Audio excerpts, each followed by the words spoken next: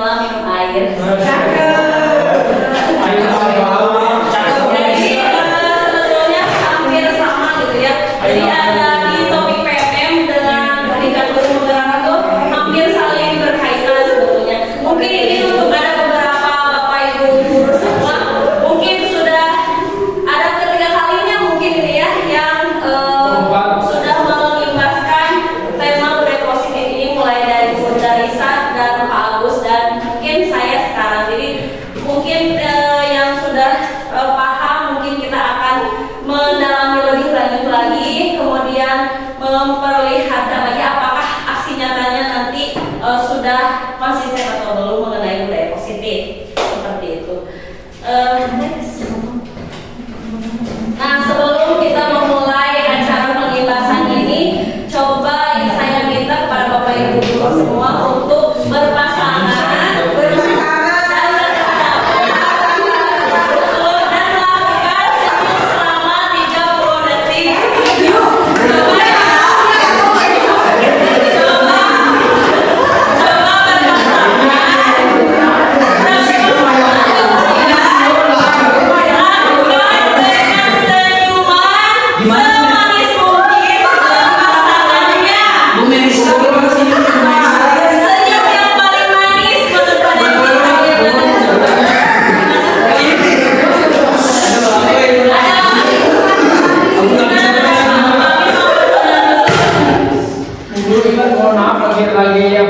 lagi marah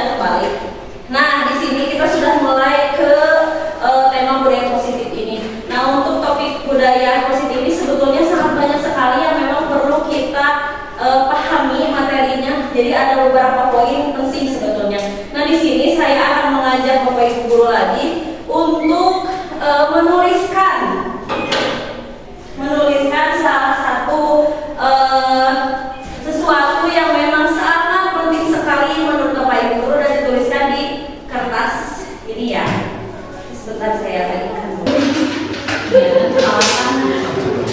Oke.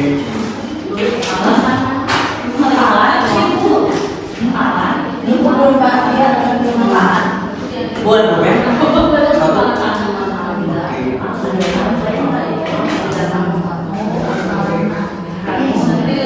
Nah, di sini Bapak Ibu bisa menuliskan sesuatu yang paling berharga dari hidup Bapak Ibu semua. Berani tuliskan di sini. Apapun. Bebas ya, Bu Melisa. Bebas. Boleh Miran, Bu Meriska boleh lebih dari satu Bu Meriska. Satu aja yang paling berharga. Oke. Yang paling berharga sekali. Yang paling berharga apapun, mau barang, mau seseorang, mau sesuatu, boleh silakan. Yang penting sangat berharga sekali. Uang, boleh. Satu bahagia uang. Yang sangat berharga. Apa yang saya?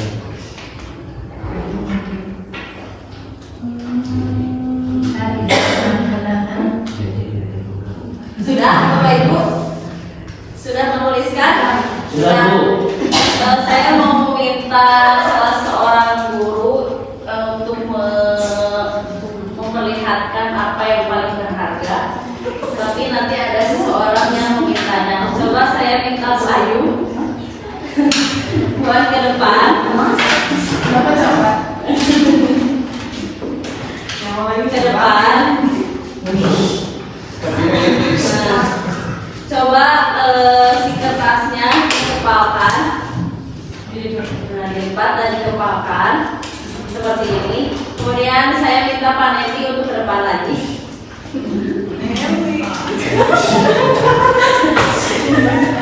Nanti sama Bu Ayu ya.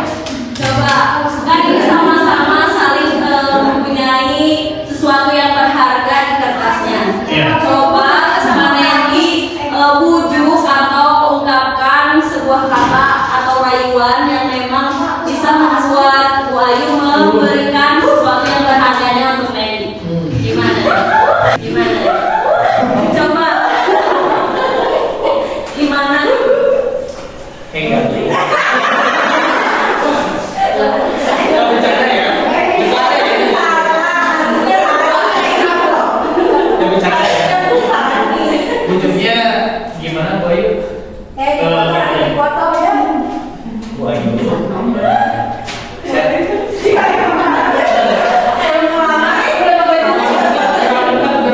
Ayu, saya tahu saya sudah bekerja sama dengan Bu Ayu menjadi rekan guru itu selama 3 tahun. Dan ini permintaan saya terakhir. Bolehkah saya membuka harapan baru? Sesuatu yang sangat berharga dari Bu Ayu sebagai rekan kerja selama 3 tahun ini, mudah-mudahan ada hikmahnya buat kita bersama. Siapa yang berdua gitu? Coba Bu Ayu apakah akan memberikannya atau tidak? Tidak, berarti harus cari cara lain untuk membujuknya lagi. Please dong sayang. Coba gimana? Nah sini, Tidak sombong. didoain sama Bapak ya sini kasih. Kalau mau ngasih saya belum dewe.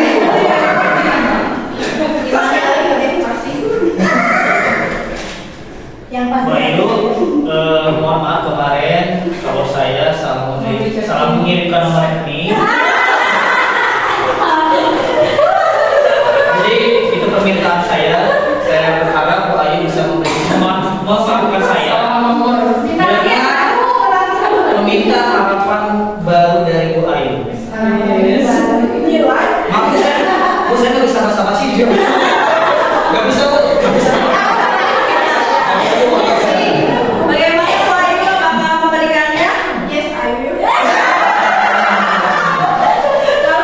Oke.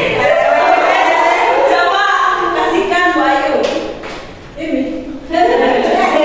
Apa sesuai dengan apa?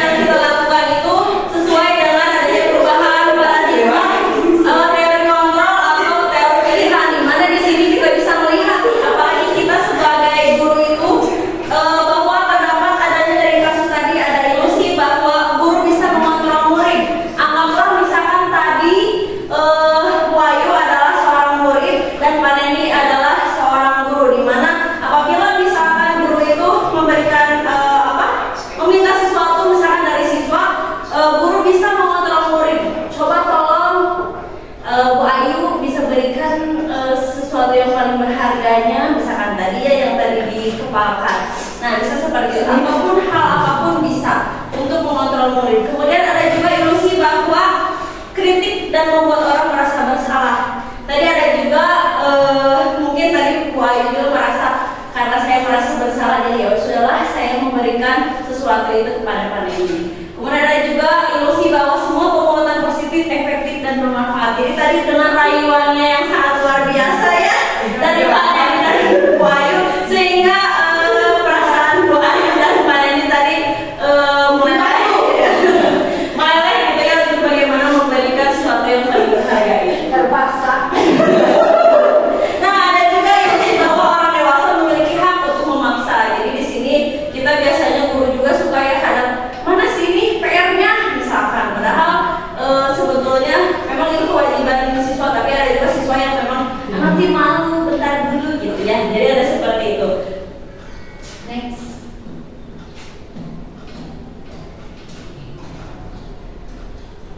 Nah, di sini ternyata di kegiatan ini juga ada perubahan paradigma stimulus respon teori kontrol atau teori pilihan. Nah, di mana di sini dengan stimulus respon dan teori kontrol atau pilihan ini ternyata berbeda. Kita di sini misalkan di stimulus respon teorinya itu adalah kita mencoba mengubah orang agar berpandangan sama dengan kita. Tetapi secara teori kontrol atau pilihan bahwa sebetulnya kita itu harus bisa memahami pandangan orang lain tentang dunia. Jadi jangan sama pandangan orang lain itu harus sama dengan kita. Jadi itu tidak sesuai dengan teori kontrol. Kemudian ada juga stimulus respon di teori stimulus respon bahwa perilaku buruk dilihat sebagai suatu kesalahan. Padahal sebetulnya di teori kontrol atau pilihan itu semua perilaku memiliki tujuan. Misalkan contoh dia ada misalkan beberapa siswa yang memang menyontek misalkan, padahal itu kita tahu kalau itu adalah suatu kesalahan, tapi ternyata di teori kontrol itu bahwa mungkin mereka itu atau seseorang murid itu menyontek mungkin karena ada alasan tertentu seperti itu ya. Jadi kita tidak harus bisa langsung menjudge kalau itu suatu keburukan, padahal sebetulnya tidak seperti itu gitu ya. Kemudian lagi orang lain bisa mengontrol saya. Ternyata di teori kontrol atau pilihan bahwa hanya kita sendiri yang bisa mengontrol diri Anda sendiri gitu ya. Jadi makanya kenapa kita harus memiliki pengendalian diri, karena yang bisa mengontrol diri kita itu adalah kita sendiri, bukan orang lain gitu. Kemudian ada saya bisa mengontrol orang lain, padahal sebetulnya di teori kontrol atau pilihan bahwa kita itu tidak bisa mengontrol orang lain gitu. Kemudian dari stimulus respon pemaksaan ada pada saat rujukan gagal, padahal di teori kontrol kita harus bisa berkolaborasi atau membujuk gitu ya. Kemudian adanya konsensus bagaimana menciptakan pilihan-pilihan tertentu seperti itu. Nah, next. Nah, jadi di sini sebetulnya di topik disiplin positif itu ternyata sangat banyak sekali dan sangat berkaitan gitu ya dengan teori kontrol atau teori pilihan dari Dr. William Glasser. Nah, di sini kita bisa ya bahwa di teori kontrol bahwa kita tidak bisa mengontrol orang lain, hanya kita sendiri yang bisa mengontrol Anda. Nah, di sini harus adanya disiplin positif, di mana disiplin positif ini bisa belajar bagaimana mengendalikan dengan menggali potensi kita agar tercapai tujuan mulia, yaitu menjadi sesuatu yang diinginkan berdasarkan nilai-nilai yang kita hargai. Nah, kemudian tadi ada semua perilaku memiliki tujuan. Nah, di sini ini sesuai dengan teori motivasi yang dibahas di disiplin positif. Nah, teori motivasi ini ada dua, ada motivasi ekstrinsik, ada juga motivasi intrinsik. Dan ternyata yang terbaik itu yang kita ciptakan untuk murid kita itu sendiri harus bisa bagaimana memotivasi atau bagaimana menumbuhkan motivasi dari diri anak itu sendiri, bukan dari eksternal, tapi dari diri dulu. Jadi kita istilahnya menuntun bagaimana siswa kita untuk memiliki perasaan atau memiliki motivasi dari dalam diri gitu ya. Kesadaran, mulai dari kesadaran diri terlebih dahulu.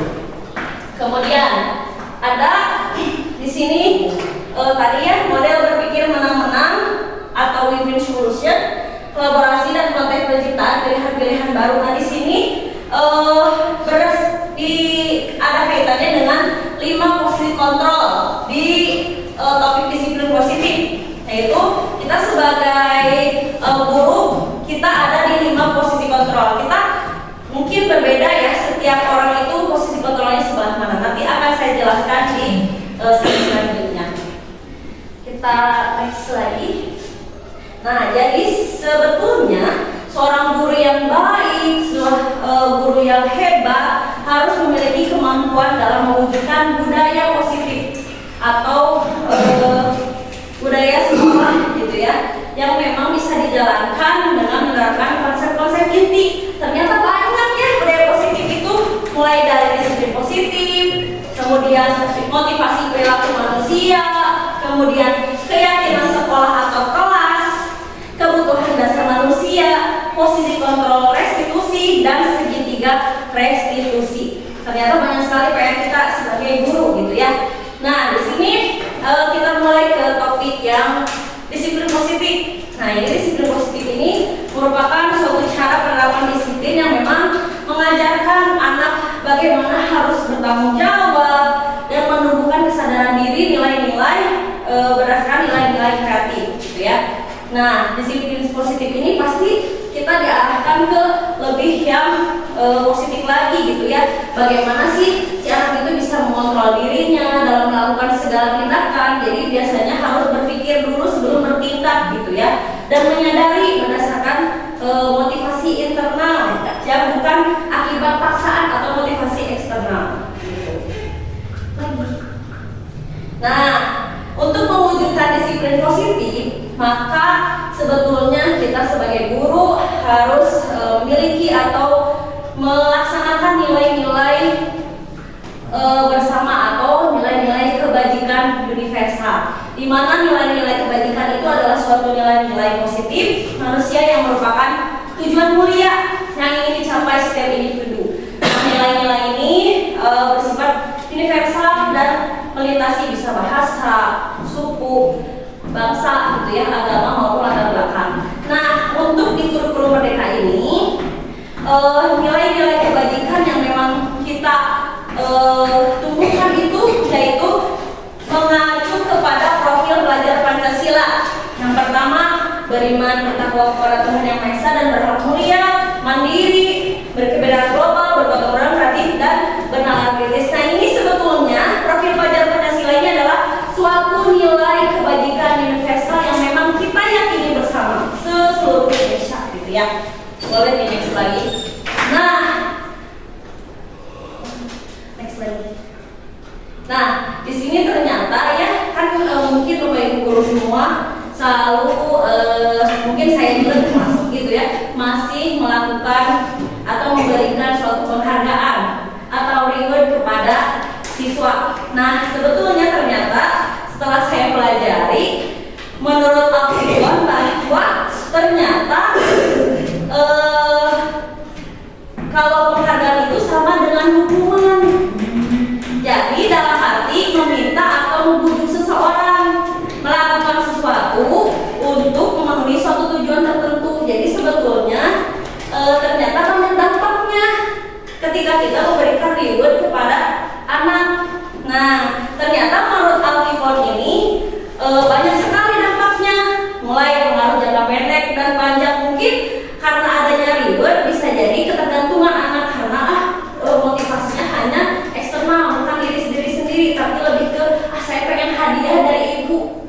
Nah berarti kan niatnya itu sudah jelek gitu ya, seperti itu. Kemudian penghargaan itu jadi menghukum jadinya tuh. Nah kemudian penghargaan mengurangi ketepatan, kemudian kreativitas juga akan mengurangi kreativitas anak karena terbatasi oleh adanya reward tersebut.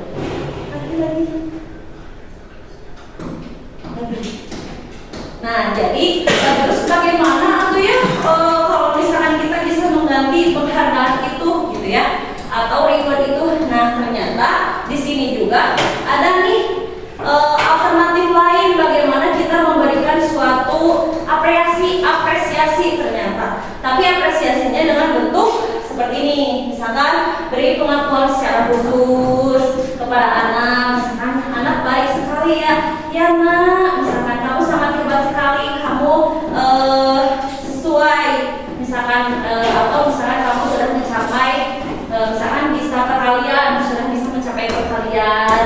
Jadi lebih ke pengakuan, lebih ke verbal gitu ya.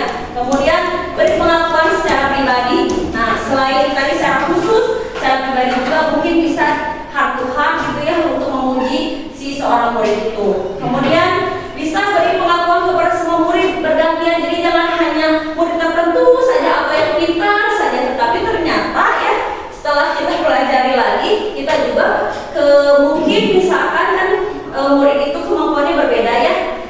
Jadi untuk tingkatan kemampuan anak bisa berkembang itu mungkin ada yang mungkin langsung berapa persen misalkan, karena ada juga yang sedikit-sedikit tapi memang adanya peningkatan gitu ya. Jadi kita juga tetap tidak boleh membeda-bedakan murid. Jadi tetap aja ke yang misalkan yang istilahnya yang peningkatannya sedikit bisa diberikan apresiasi juga gitu ya. Kamu hebat, kamu alhamdulillah sudah bisa mencapai tingkat seperti ini, misalkan lakukan lagi yang terbaik. Nah seperti itu, kalau misalkan dari hati ke hati mungkin akan timbul chemistry bersama murid gitu ya. Oke, lanjut lagi. Nah, atau bisa jadi seperti ini, misalkan ketika anak situasinya misalkan lagi membantu murid baru di kelas kita. Nah kita bisa misalkan, oh ibu kemarin perhatikan kamu membantu murid nih, murid baru. Wih, kamu hebat sekali, rasa empatimu sangat hebat. Nah, berarti bisa seperti itu ya. Kemudian misalkan kita melihat murid kita membantu teman-teman tugas kelompok misalkan. Nah, berarti kita harus menghargai juga nih. Misalkan, wih hebat sekali nak, ibu sangat menghargai sekali kepedulianmu, misalkan seperti itu. Jadi bisa, tapi harus lebih konsisten lagi. Mungkin ini juga pembelajaran buat saya sendiri dan mungkin untuk ibu guru yang lain mungkin akan adanya paradigma baru gitu ya. Ternyata reward itu sebetulnya banyak dampaknya gitu. Makanya kita harus merubah paradigma itu gitu ya, untuk menjadi bagaimana kita memberikan apresiasi yang tepat gitu ya untuk murid kita. Nah, di sini juga di teori budaya positif ini juga ada perbedaan antara hukum dan konsekuensi. Nah, kita bisa lihat di sini ada di tabel ini ada beberapa kasus. Mungkin nanti di sini ibu bapak guru bisa mengidentifikasi nih. Kalau misalnya untuk poin pertama itu termasuk hukuman atau konsekuensi. Coba kita lihat di kasus yang pertama. Mencatat 100 kali di dalam buku kalimat, saya tidak akan terlambat lagi karena terlambat ke sekolah. Mungkin menurut bapak ibu guru hukuman atau konsekuensi? Konsekuensi. Hukuman atau konsekuensi? Konsekuensi. Coba kita lihat lagi ya. Siapa yang menjawab hukuman? Hukuman. Kenapa? Coba Bu Delma, kenapa ini adalah hukuman? Hukuman. Karena tidak relevan juga dengan pembelajaran. Iya. Kalau materinya ada 100 kali kan? Iya. Kalau misalkan materinya anak harus menghafal, misalkan menghafal perkalian. Karena tidak positif, jadi nggak korelasi dengan. Oh iya, betul. Jadi betul ya. Ternyata untuk kasus ini adalah hukuman, bukan konsekuensi. Karena ini perbuatannya itu tidak positif ya. Buat apa gitu ya? 100 kali itu kenapa? Karena tidak ada korelasinya dengan pembelajaran. Coba kita kasih yang kedua ya. Lari mengelilingi lapangan Keranjang. Keranjang. Kayak ini kecil. Apa itu mengelilingi Ka'bah? 7 putaran. Hukuman. Oh iya. Lari mengelilingi lapangan maksudnya 2 kali karena terlambat hadir di sekolah. Gimana? Hukuman. Ya betul. Hukuman ya, karena tidak ada nilai positifnya ya, karena hanya berkeliling saja gitu. Nah sekarang nih murid diminta push up sebanyak 15 kali karena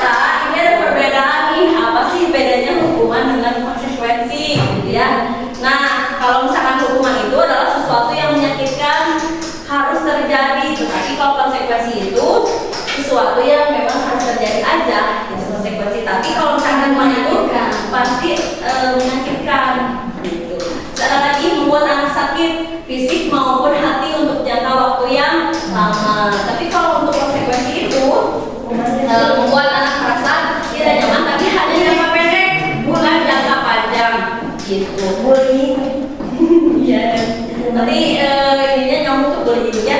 Terus mendorong anak menyakiti dirinya sendiri. Kalau konsekuensi itu lebih ke mendorong anak itu agar mudah menyesuaikan diri. Seperti itu ya. Nah di sini Bapak Ibu semua bisa baca bahwa ternyata hukuman dan konsekuensi itu sangat berbeda ya. Gitu. Jadi ternyata yang harus kita terapkan itu bukan hukuman apabila misalkan siswa itu ada melanggar kesepakatan kelas yang sudah kita sepakati bersama. Berarti kita tidak boleh nih ternyata menerapkan hukuman, tapi lebih ke konsekuensi. Lanjut. Nah, ketika misalkan murid kita itu melakukan kesalahan, makanya kita harus seorang guru itu adanya restitusi, gitu ya. Kata di topik di PPM itu ya, di diversity itu harus adanya restitusi. Restitusi itu adalah proses menciptakan kondisi bagi murid untuk memperbaiki kesalahan mereka. Nah, jadi sehingga mereka itu bisa kembali pada kelompok mereka dengan karakter yang lebih kuat lagi, gitu. Makanya itu adalah restitusi. Lanjut lagi. Nah, jadi ternyata kalau hukuman itu adalah sebagai identitas yang gagal, dan dari tabel. Tapi kalau identitas yang sukses itu lebih ke konsekuensi dan restitusi, gitu ya. Nah, kalau misalkan hukuman sesuatu yang menyakitkan harus terjadi, konsekuensi sesuatu harus terjadi. Tapi kalau restitusi itu merupakan pilihan. Nah, kalau misalkan anak melakukan kesalahan, misalkan kita melakukan namanya restitusi, apakah misalkan si anak ini langsung dihakimi atau dinasihati atau bagaimana, gitu ya. Jadi sebagai pilihan. Kemudian tidak nyaman untuk murid anak untuk jangka waktu yang panjang. Kalau konsekuensi tadi ya paling jangkanya jangka waktu pendek. Tapi restitusi ini menguatkan untuk murid atau anak dalam jangka waktu yang panjang, tapi lebih ke nyaman, gitu ya. Terus ada lagi misalkan yang paling esensial yang lain. Nah, misalkan kalau hukuman sistem tidak akan berjalan bila murid tidak takut.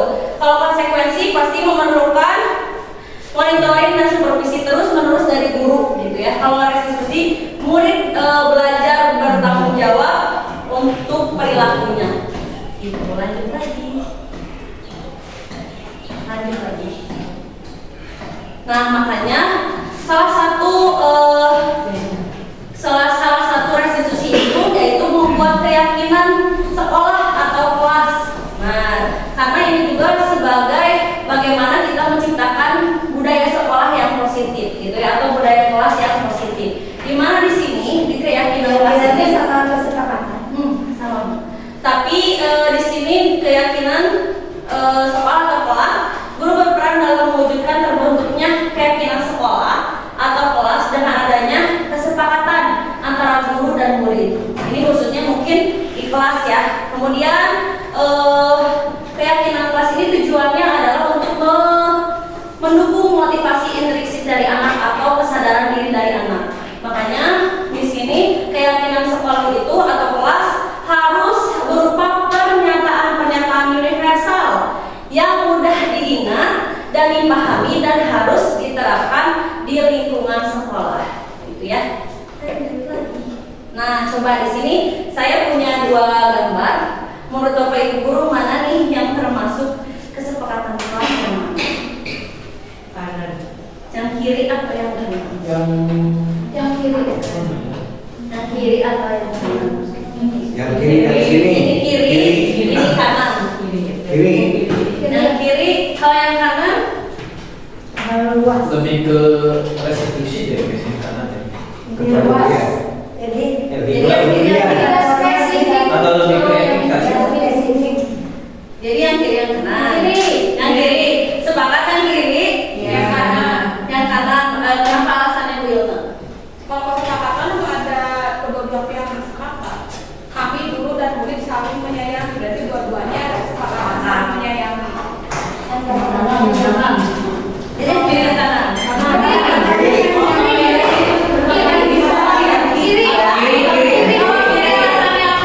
Karena adanya kesadaran juga menjaga kebersihan sekolah itu kan juga menjaga diri sendiri, kan? Terus bahasanya juga Kalau kanan lebih maksa maksa deh, yang poin B. Yang kanan itu. Yang gua maksa, harus semangat terus tiap hari. Intervensi. Ya kan?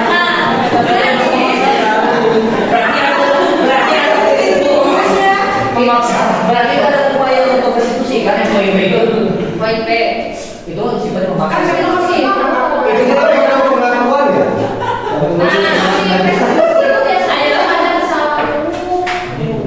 Jadi sebetulnya di kasus ini nih antara yang kiri dan kanan, yang termasuk kesepakatan kelas itu adalah yang kanan. Yang kanan.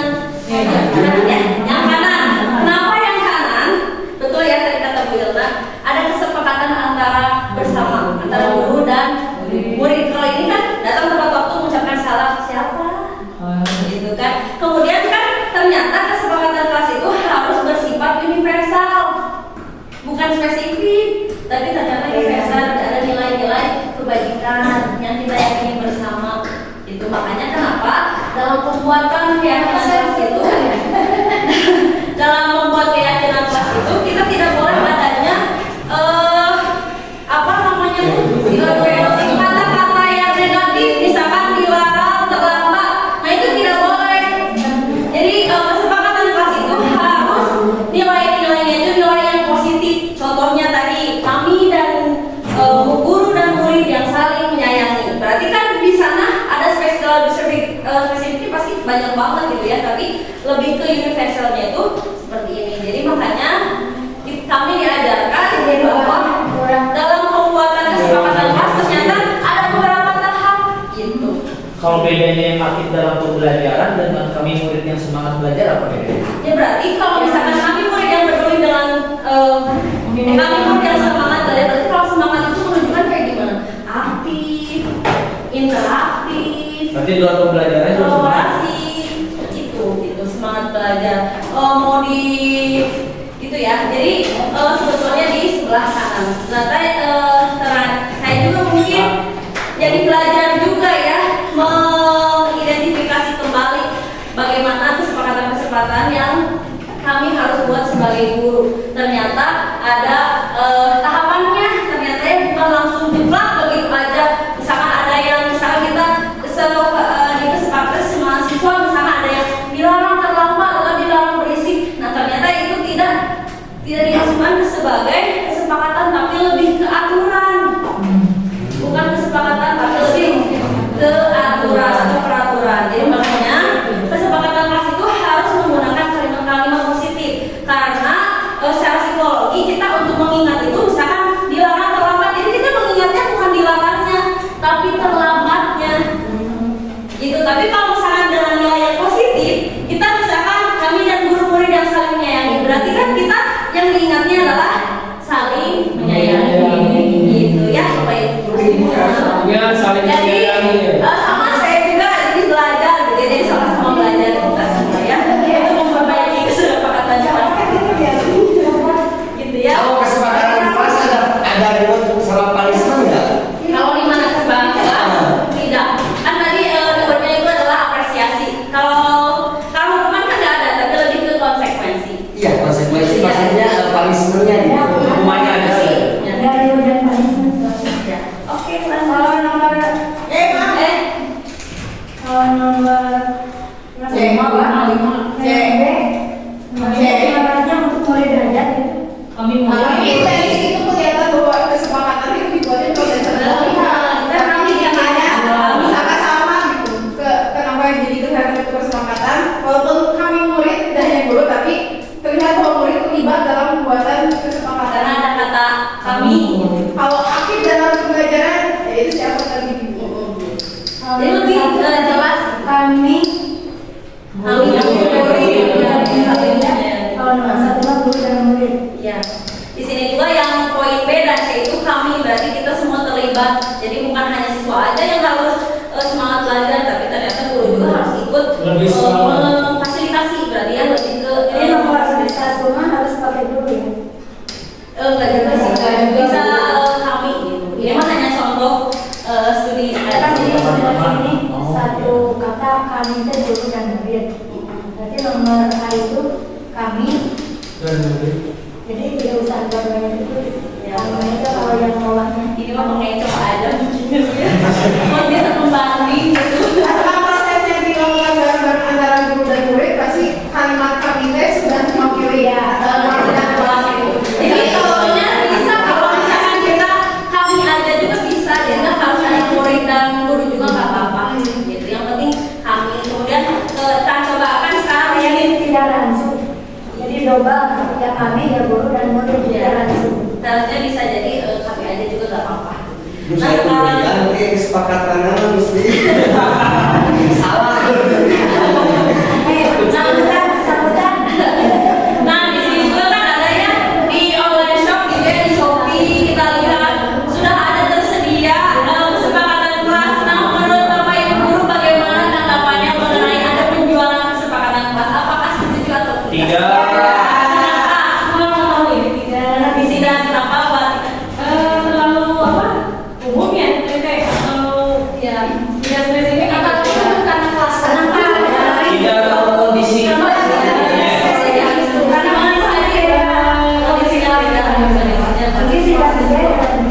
Iya, betul sekali ya. Karena mungkin tidak sesuai dengan kondisi kelas kita. Kemudian tadi kata-katanya mungkin ada yang nilai-nilai kebajikannya tidak ada atau tidak bersifat nilai universal. Kemudian yang paling utamanya itu tidak melibatkan siswa ya untuk membuat kesepakatan bersama gitu ya. Berarti kenapa kesepakatan kelas harus beli? Kenapa sih kita nggak bisa buat sendiri? Lagi malas aja. Ya baru nggak pengen lanjut. Ya tidak mikir lanjut. Lanjut. Karena tidak ada yang menyalahkan selama ini. Nah, ketika misalkan kita melihat murid-murid kita berperilaku gitu ya, ada juga yang misalkan tadi kan menurut kita itu adalah sebuah kesalahan, tetapi ternyata kita juga harus berdasarkan kepada kebutuhan dasar manusia itu sendiri. Mungkin mereka itu berbeda misalkan karena ada alasan gitu ya. Nah ini sesuai dengan teori kebutuhan dasar manusia. Mungkin saya bisa bertanya kepada Pak Amin, coba kebutuhan dasar Pak Amin apa?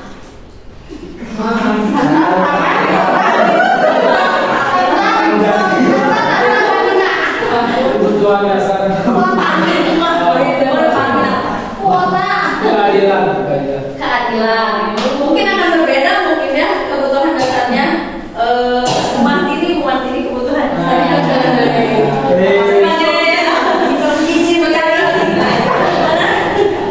Tadi peka. Kebutuhan dasarnya apa? Kasih sayang. Tapi dihargai. Sama. Dicintai. Dicintai, disayangi. Kebutuhan dasar gurunya apa? Sarana prasarana. Di mana nih? Di rumah atau di sekolah? Di sekolah aja. Oke ya.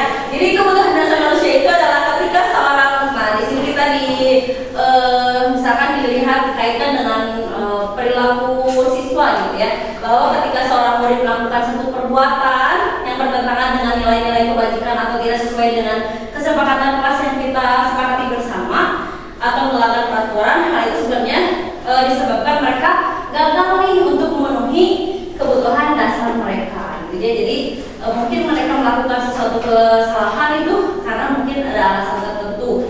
Kita next lagi. Nah ternyata ini menurut siapa ya, saya lupa, Maslow ya. Ternyata ada kebutuhan dasar manusia itu ada 5. Bertahan hidup. Bagaimana sih kita untuk bertahan hidup? Makan, minum gitu ya. Nah kemudian kasih sayang dan rasa diterima. Ternyata butuh membutuhkan rasa kasih sayang ya. Itu nggak mau dicuekin. Itu mau bersatu ya. Ya, terus ada penguasaan. Nih, terus kebebasan kita juga harus adanya kebebasan juga nggak mau dikekang kan ya. Dan ada kesempurnaan. Kita lanjut lagi. Dalam sangkar. Nah, di sini ada kasus nih. Kasus yang pertama. Adanya. Masih banyak Bu, benar-benar adanya. Kasus satu ada Ibu Zulaika, guru wali kelas 6, sedang bingung menghadapi ulah yaitu bernama Tommy. Beberapa anak telah mengeluhkan bahwa Tommy yang seringkali meminta bekal makan siang kepada temannya dengan paksa gitu ya. Nah, ketika misalkan Bapak Ibu guru ini di sini menghadapi masalah yang dialami oleh Ibu Zulaika, apa yang akan dilakukan kepada Tommy tersebut? Coba.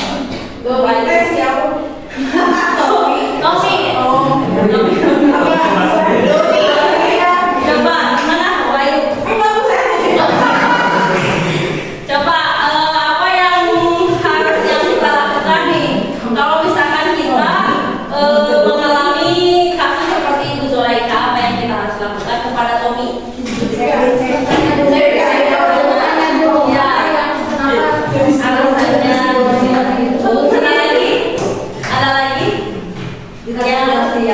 Kasih pengertian, betul ya. Panggil orang tuanya supaya dibekalan makan. Nah, ya, kan gitu.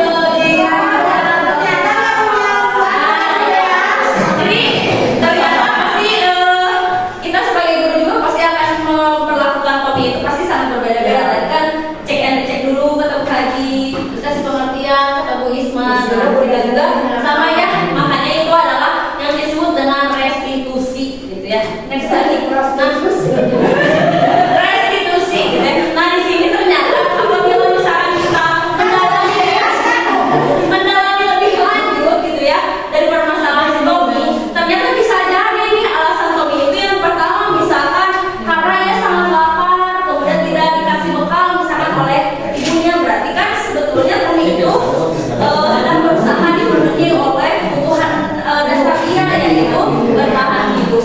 Atau misalkan bisa jadi nih alasan Tommy itu misalkan karena ingin diperhatikan gitu ya oleh temannya, kemudian temannya akan melaporkan ke gurunya, kemudian gurunya akan melaporkan ke orang tuanya, kan bisa jadi itu sebagai meminta perhatian dari orang tua, kan ya. Terus ada juga yang kalau misalkan ada yang pemenuhan, dia belum pemenuhan kekuasaan karena memang sekarang saya berkuasa, berarti temannya itu harus bisa, misalkan kalau misalnya saya minta atau saya paksa bakalan dikasih gitu ya, berarti dia belum sedang berusaha untuk memenuhi kebutuhan yang dasarnya adalah akan perkosaan gitu ya. Jadi ternyata dari setiap perilaku anak itu ternyata ada alasannya gitu ya. Nah untuk kita mencari tahu atau memberikan solusi kepada siswa-siswa yang memang bermasalah, makanya nah kita harus memposisikan kita sebagai guru di posisi kontrol restitusi ini. Ya, nah coba di sini lagi. Nah coba di sini ada 5 posisi kontrol. Ternyata yang di restitusi itu adalah sebagai penghukum, sebagai pembuat rasa bersalah, teman, pemantau atau manajer. Nah mungkin di sini ibu bapak guru semua juga pasti akan berbeda gitu ya, posisi kontrolnya di sebelah mana. Mungkin antara Pak Amin dengan Bu Ilna misalkan meskipun ini yang sama guru agama, tapi mungkin posisi kontrolnya berbeda. Nah menurut Pak Amin itu termasuk posisi kontrol yang mana? Penghukum, pembuat rasa bersalah, teman, pemantau bukan ya? Teman. Jadi sayang.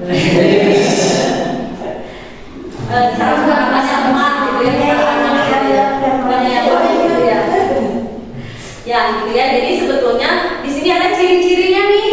Kalau misalkan sebagai penghukum sebagaimana, pembuat rasa bersalah itu bagaimana, teman bagaimana, dan manajer itu bagaimana. Ternyata kita bisa lihat nih, kalau misalkan kita menghardi dengan menunjuk-nunjuk meyakini, ternyata itu posisi kontrolnya adalah penghukum namanya. Berarti kalau ada nih yang misalkan guru yang memang kamu nggak di sepatu, kamu teh kalau nggak dipakai sendal, berarti itu teh oh kayak gitu. Terus ada juga yang membuat rasa bersalah. Misalkan ada juga guru yang kayak gini, misalkan berceramah kepada siswa, kemudian kamu teh kasihan itu sama ibu, kamu teh gitu kan.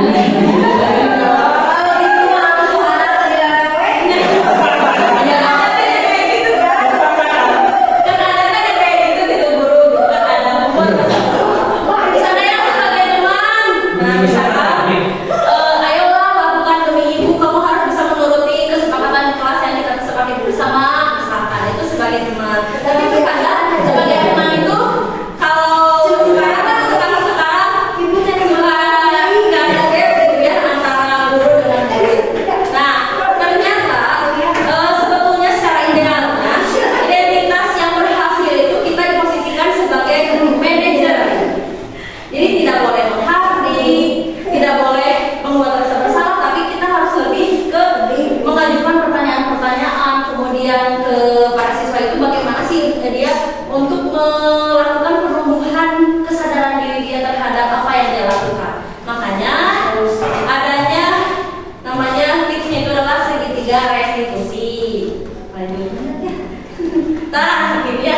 Ternyata kita kalau misalkan ada kasus misalkan anak itu melakukan kesalahan atau tidak sesuai dengan kesepakatan kita, makanya kita harus melakukan guru itu sebagai segitiga restitusi. Mulai dari segitiga itu misalkan mulai dari menstabilkan identitas dulu, kemudian validasi keyakinan yang salah dan menanyakan keyakinan. Contohnya misalkan ini, contohnya ya. Next. Misalnya untuk menstabilkan identitas itu adalah untuk membuat anak yang merasa gagal karena berbuat salah menjadi positif terhadap dirinya sendiri. Contohnya misalkan anak saya nih ada yang terlambat misalkan 15 menit, kita udah melakukan pembelajaran tapi ada yang terlambat misalkan. Kita tidak boleh langsung menghadiri, nggak boleh masuk, keluar aja. Nah, sebetulnya itu tidak cocok ya atau tidak ideal sebagai guru, tetapi itu karena sebagai tapi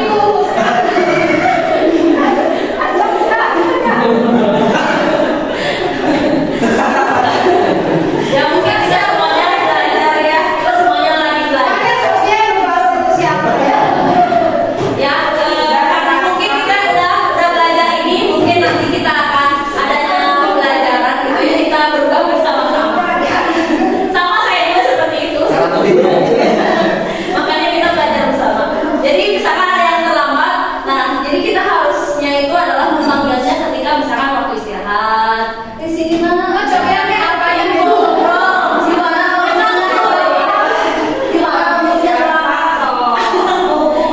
harus direstitusi sama kepala sekolah. Restitusi juga sama coaching namanya. Siapa sih Wisnu?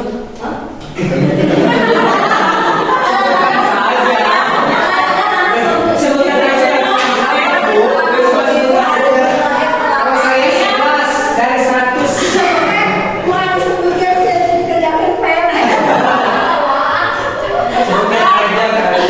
Ya makanya ini ternyata ini ya, Bapak Ibu semua minta perhatiannya sebentar. Makanya kenapa ada ini tahapan membuat anak tahapan menstabilkan identitas seperti misalkan iya betul berbuat kesalahan itu adalah manusiawi. Ibu juga pernah melakukan terlambat gitu ya, sering malahan. Tapi misalkan coba kita gali lagi dengan tahapan yang kedua, coba. Iya, validasi kebutuhan. Nah, misalkan kita bisa mencari tahu, coba kamu terlambat alasannya gara-gara apa?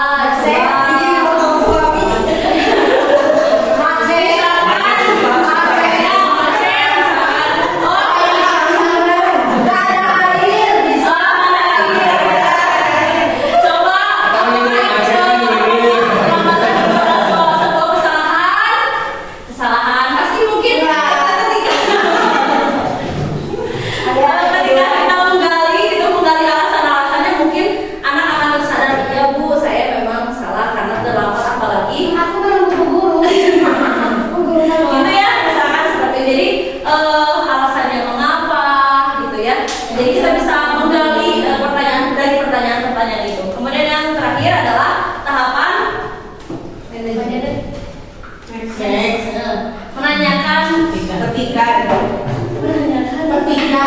menanyakan petikan. Misalkan seperti ini, coba apakah perilaku tersebut sudah sesuai dengan kesepakatan kita? Enggak, kita datang tidak boleh berarti 15 menit sebelum pelajar sudah datang ke sekolah. Nah itu kamu tahu keyakinan yang kita sepakati. Coba nanti gimana lagi nih keesokan harinya biar kamu tidak terlambat. Misalkan, oh ya Bu nanti saya akan lebih pagi lagi. Nah itu adalah tahapan-tahapan bagaimana kita untuk segitiga restitusi terhadap murid gitu ya. Jadi secara idealnya ternyata seperti itu gitu. Padahal sebetulnya memang manusiawi ya, pasti kita pernah marah kepada anak gitu. Tapi kan ternyata secara teori gitu ya, idealnya itu adalah melakukan segitiga restitusi. Mungkin ini juga pembelajaran buat saya sendiri gitu ya, dan ibu guru semua. Semoga dari pemahaman yang kita sudah lalui di diskusi ini mudah-mudahan jadi inspirasi, kemudian nanti akan diterapkan di kelas masing-masing seperti ini. Amin. Mungkin kasus ini adalah atau segitiga restitusi adalah sebagai penutup dari materi ini. Wassalamualaikum warahmatullahi wabarakatuh. Apabila ada pertanyaan, silakan. Boleh Pak Amin, saya belum membuat. Tante, apabila Bapak Ibu ada yang ingin bertanya boleh. Yang bertanya. Hebat. Ya, jadi mudah-mudahan ini semua bisa ada hikmahnya buat kita semua, menjadi sebuah perubahan di kelas kita khususnya gitu ya. Nah di sini juga di PMM untuk topik yang positif itu untuk aksi nyatanya ada beberapa pilihan. Yang pertama membuat keyakinan kelas, jadi bisa memilih Bapak Ibu semua apakah proses-proses dalam pembuatan aksi nyata, misalkan keyakinan kelas, misalnya mulai dari awal proses perencanaannya bagaimana, kemudian tahapan-tahapan keyakinannya bagaimana, kemudian ada juga bagaimana kita melakukan segitiga restitusi kepada anak, misalkan seperti mengajukannya sebagai video, misalkan atau ada skripnya terlebih dahulu gitu ya. Misalkan ada yang lari-larian, misalkan nanti kita di coaching atau melakukan segitiga restitusi dan di video. Nah itu bisa sebagai aksi nyata seperti itu. Mudah-mudahan PMM yang topik budaya positifnya akan dikerjakan segera ya untuk yang belum gitu ya. Mudah-mudahan ini bisa menjadi inspirasi atau bisa boleh dimodifikasi gitu ya. Terima kasih Bapak Ibu semua. Wassalamualaikum warahmatullahi wabarakatuh. Waalaikumsalam.